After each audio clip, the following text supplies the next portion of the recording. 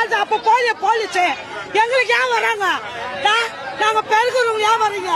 விஜய்க்கு போனீங்களா? அது மாதிரி 41 நாள் சத்தாங்க, 41 சத்தாங்களா? அப்ப விஜய் பாதுகாப்பு ஏன் கொடுக்கல? பாதிக்கப்பட்டிருக்கு.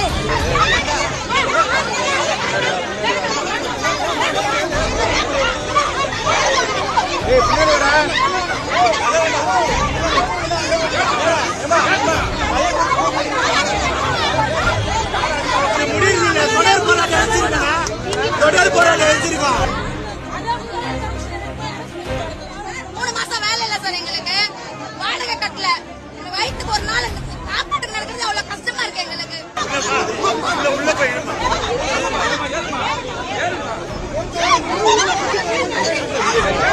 3 மாசம் சாப்பாடு தண்ணி இல்லாம என்ன பண்றாங்க இந்த அரசு வந்து?